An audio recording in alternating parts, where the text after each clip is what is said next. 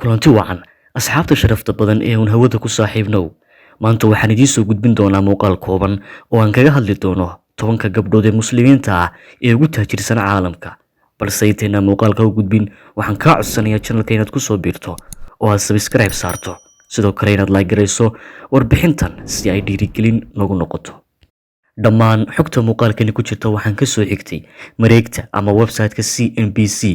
kaasi oo badanaa ka faallooda arrimaha ganacsiga iyo dhaqaalaha ee dunida waana website-ka qura ee lagu kalsoonaan karo xogta uu tabinayo waxaynu hoos ka soo bilaabeynaa liiska kala sarreynta inagoo ka bilaabayna 10 ilaa aynu ka gaadhno kaalinta ugu sarreysa ee koowaad gabadha gashay sidoo kale waxaynu raacin doonaa xog kooban oo qusaysa qisada taajirnimada ee qofka kaalinta 10aad waxaa soo gashay gabadha lagu magacaabo Sheikha Musa bint Nasir waa mid ka mid ah gabdhaha saddexda ah ee uu qabo Sheikh Hamad bin Khalifa oo ah amiirka dowladda Qatar Sheikha Musa waxay dhalatay 1959 waxay haysataa 7 bilyan oo pound Ingiriiska ah waxay leedahay shirkadaha ugu badan ee soo saara gaaska dalka Qatar kaalinta 9aad waxaa soo gashay Princess Haja Majida waa xaaska amiirka dowladda Brunei waxay dhalatay 16 March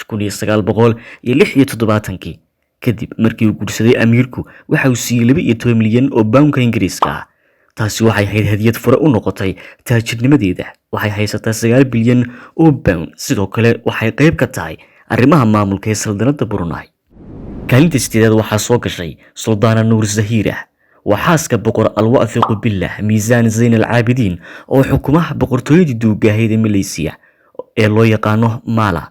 waxay dhalatay 7 December 1973 Sultana Zahira waxay ka soo jeedaa qoys maalqabeen ah aabaheed ayaa uga dhintay 12 bilyan oo pound Ingiriiska ah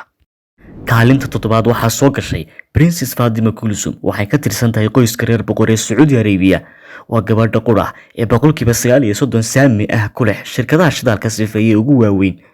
wali lama guursan haweeneydin balse hantideeda waxaa lagu qiyaasaa 14 bilyan oo pound Ingiriiska ah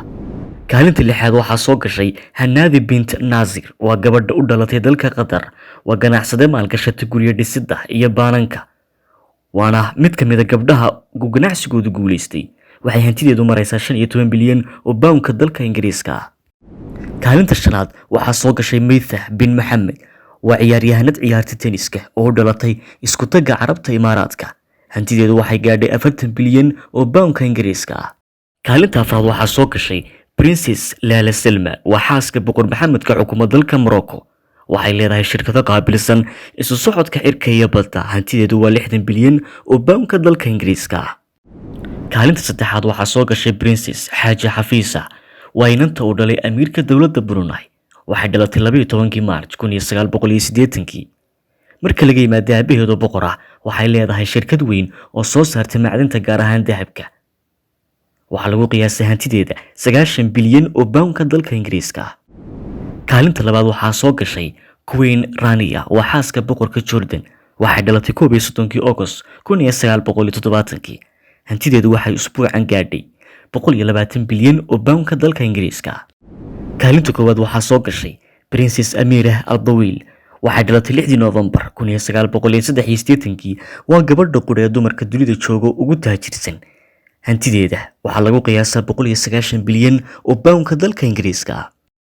haddii aad daawanayso qorshaha mustaqbalkaaga ma kugu jirtaa inaad noqoto hantiilahoodan ah haddii jawaabtu tahay haa waa maxay ganacsiga aad ku hamiyeysaa fikirkaaga hoos noogu reeb intaas ayaynu ku soo afmeeraynaa warbixinteennii maanta